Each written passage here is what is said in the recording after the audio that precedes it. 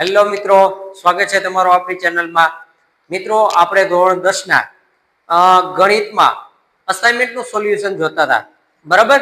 એમાં પ્રશ્નપત્ર બીજું અને વિભાગ બી નું સોલ્યુશન જોતા હતા. એમાં આપણે 32મો હવે દાખલો પહોંચ્યા, તો ચાલો તેની શરૂઆત કરીએ. મિત્રો, આપણો દાખલો કંઈક આવી રીતે છે કે જો sin a બરાબર 3/4 હોય તો cos a અને tan a નું મૂલ્ય શોધો. બરાબર, sin નું મૂલ્ય તમને કંઈક આપી દીધેલું છે, એના ઉપરથી આપણે cos અને tan a નું મૂલ્ય મેળવવાનું છે. તો સૌપ્રથમ આપણે કાટકોણ ત્રિકોણ મિત્રો દોરી લઈએ.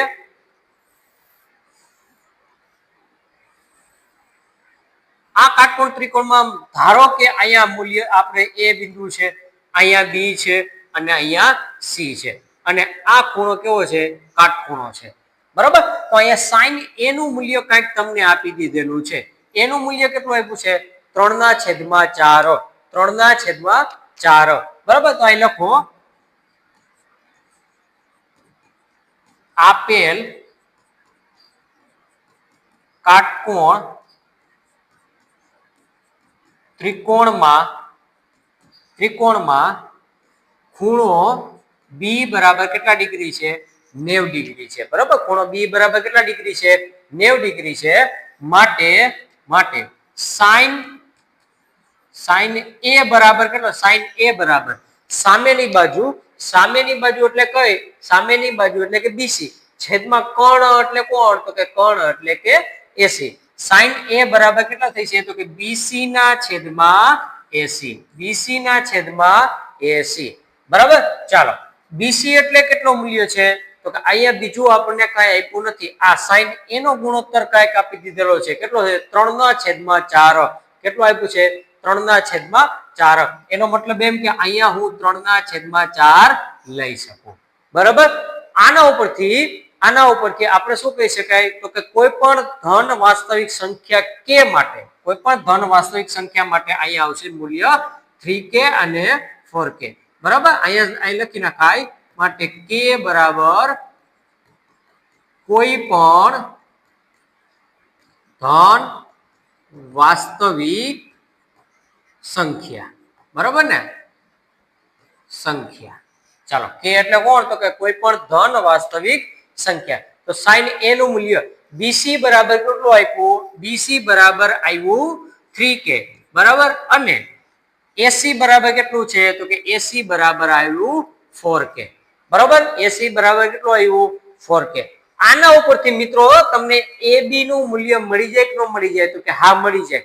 કેના ઉપરથી? તો કે કાટકોણ ત્રિકોણ અને આપણા પાયથાગોરસના આ સૂત્ર ઉપરથી. બરાબર, પાયથાગોરસનું સૂત્ર કયું હતું? તો કે કર્ણનો વર્ગ એટલે કે AC નો વર્ગ બરાબર પેલી બાજુનો વર્ગ પ્લસ બીજી બાજુનો વર્ગ.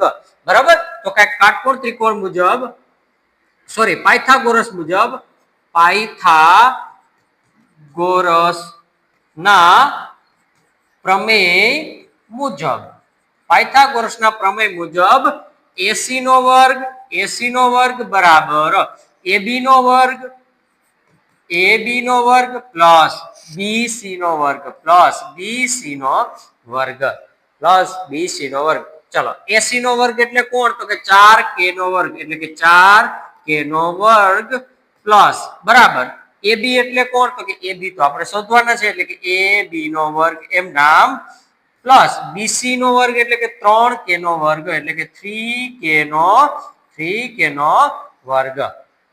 ચાલો, રેડી થઈ ગયું? હાલો, ચોકે તો કે 16 k નો વર્ગ એમ નામ એટલે કે k વર્ગ બરાબર AB નો વર્ગ પ્લસ 3k નો વર્ગ 9k અને એનો વર્ગ.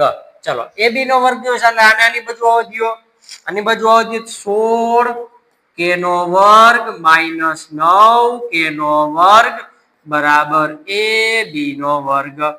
ચાલો, આ બંનેમાંથી શું કોમન નીકળે? તો કે આ બંનેમાંથી કોમન નીકળે k નો વર્ગ. તો k નો વર્ગ ને હળવેક તેને કાઢી નાખો. k ના વર્ગનો કોમન કાઢો એટલે કેટલા વધે? તો કે 16 માઈનસ 9 અને k નો વર્ગ બરાબર AB નો વર્ગ.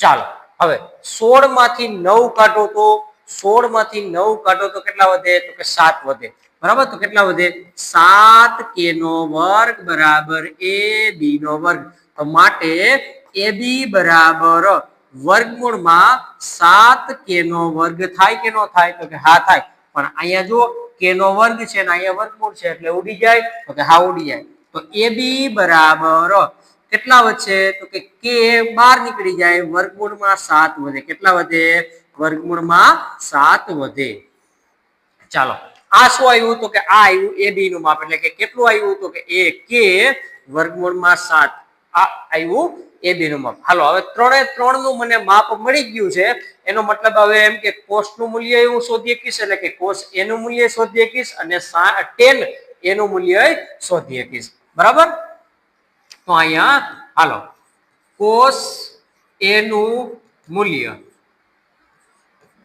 મૂલ્ય તો cos a બરાબર હાલો cos એટલે કોણ તો કે cos નું સૂત્ર શું છે પાસેની બાજુ છેદમાં કોણ તો પાસેની બાજુ કોણ છે પાસેની બાજુ ab તો ab ના છેદમાં કોણ છે કોણ AC હાલો AC હાલો ab એટલે કેટલા મળ્યા હતા તો કે k વર્ગમૂળમાં 7 હાલો AC એટલે કેટલા છે તો કે 4k મૂકી દો 4k હાલો k કેન્સલ તો cos a બરાબર મને મળ્યું વર્ગમૂળમાં 7 છેદમાં 4 વર્ગમૂળમાં 7 છેદમાં 4 ચાલો આ મળ્યું મિત્રો મને cos નું મૂલ્ય હવે જોવે છે મારે tan a નું મૂલ્ય તો લખો tan a બરાબર tan a એટલે કોણ તો કે સામેની બાજુ છેદમાં પાસેની બાજુ સામેની બાજુ એટલે કોણ તો કે સામેની બાજુ એટલે કે BC છેદમાં પાસેની બાજુ એટલે કોણ તો કે AB હાલો BC એટલે કેટલા છે મિત્રો BC એટલે છે 3k છેદમાં AB એટલે કેટલા છે AB એટલે કેટલા છે જોવો જોઈએ AB એટલે છે AB એટલે k વર્ગમૂળમાં 7 k વર્ગમૂળમાં 7 હાલો k કેન્સલ તો tan a બરાબર કેટલા મળ્યા તો કે 3 ના છેદમાં વર્ગમૂળમાં 7 3 ના છેદમાં વર્ગમૂળમાં 7 રેડી મિત્રો આ હતું મિત્રો આપણો દાખલા નંબર 32 થોડુંક એવું અહીંયા ધ્યાન રાખજો બાકી કાંઈ છે નહીં બાકી આ તમને cos ના અને tan ના સૂત્ર આવડવા પડે રેડી તો જોઈએ હવે આના પછીનો દાખલો દાખલા નંબર 33 ચાલો મિત્રો આ આપણો દાખલા નંબર 33 શું કહે છે દાખલા નંબર 33 કે 5 cos square 60 plus 4 sec square 30 minus 10 square 50 15 10 square 45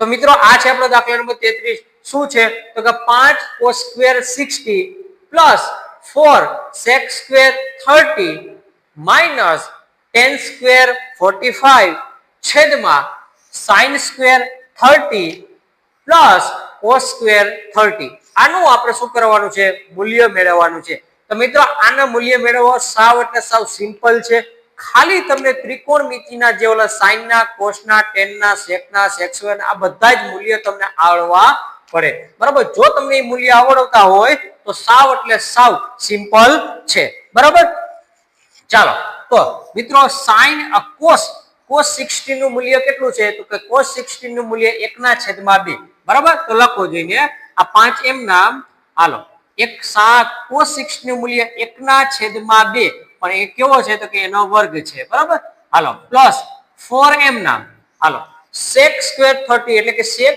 30 નું મૂલ્ય કેટલું થાય sec 30 નું મૂલ્ય થાય છે 2 છેદમાં વર્ગમૂળમાં 3 અને એનો વર્ગ માઈનસ 10 square 45 એટલે કે 10 નું મૂલ્ય કેટલું થાય છે તો કે 1 એટલે કે 1 નો વર્ગ છેદમાં sin 30 નું મૂલ્ય કેટલું થાય તો કે sin 30 એટલે કે 1/2 બરાબર 1/2 અને એનો વર્ગ પ્લસ cos 30 નું મૂલ્ય કેટલું થાય છે તો કે cos 30 નું મૂલ્ય વર્ગમૂળમાં 3/2 અને એનો વર્ગ ચાલો રેડી મિત્રો આ એના મૂલ્ય મેં લખી નાખ્યા હવે સિમ્પલ રીતે આપણે શું કરવાનું છે તો કે સાદુરૂપ આપવા જવાનું બાકી કાંઈ કરવાનું નથી બરાબર સાદુરૂપ આપો ચાલો ચાલો આ 5 ને એમ રહેવા દે પેલા 1 નો વર્ગ 1 અને 2 નો વર્ગ કેટલા થઈ જાય 4 તો 1 ના છેદમાં કેટલા થઈ જાય 4 પ્લસ આ 4 એમ નામ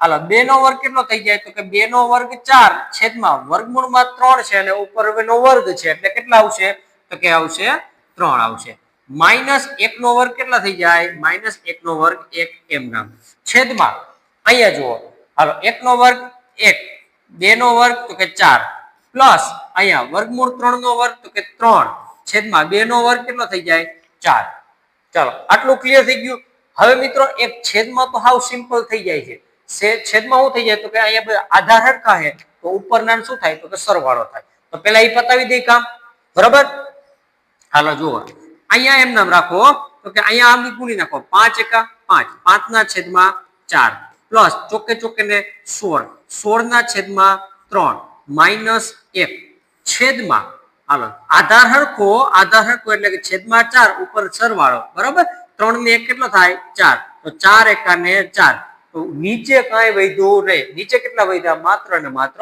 1 તો હવે આગળનું આપણે અહીંયા લખી નાખીએ 5 ના છેદમાં 4 5 ના છેદમાં 4 પ્લસ 16 ના છેદમાં 3 માઈનસ 1 બરાબર હાલો લસા કેટલો લેવાનો થશે તો કે ભાઈ લસા લેવાનો થશે 4 કરીને 12 બરાબર મારે બધાયના છેદમાં કેટલા લાવવા છે તો કે 12 લાવવા છે તો આને 12 લાવવા માટે કેટલા વડે ગુણવા પડે તો કે 3 વડે ગુણવા પડે હાલો 3 વડે ગુણો તો ઉપર અને નીચે તો કે 5 કરીને 15 છેદમાં 4 કરીને કેટલા થઈ જાય 12 પ્લસ અહીંયા નીચે મારે 12 લાવવા હોય તો 12 લાવવા 4 વડે ગુણવા પડે તો ઉપર 16 ચોક ને કેટલા થઈ જાય 64 છેદમાં કેટલા છેદમાં 12 ચલો અહીંયા છેદમાં મારે 12 લાવવા હોય તો કે ઉપર અને નીચે બંને વડે 12 એટલે કે 12 એકા ને 12 છેદમાં કેટલા થઈ જાય 12 હાલો આધાર હરખો થઈ ગયો તો કે હા થઈ ગયો બરાબર હાલો આધાર હરખો થઈ ગયો છેદમાં કેટલા 12 ઉપર આવ્યા 15 વત્તા 64 માઈનસ 12 ચાલો 15 માંથી 12 કેટલા વધે તો કે 3 બરાબર 3 વત્તા 64 3 વત્તા 64 એટલે કે 67 ના છેદમાં 12 67 ના છેદમાં 12 આ આવ્યો એનો જવાબ ચાલો ક્લિયર થઈ ગયો મિત્રો આ તો આપણો દાખલા નંબર 33 આ તો આપણા દાખલા નંબર 33 તો મિત્રો અહીંયા સુધી આપણે રાખીએ મળશો હવે આપણા આ પ્રશ્નપત્ર બીજાના નેક્સ્ટ દાખલાઓમાં બરાબર જો તમને મિત્રો આપણો આ વિડીયો ગમ્યો હોય તો લાઈક કરજો શેર કરજો અને સબસ્ક્રાઇબ કરવાનું ભૂલતા નહીં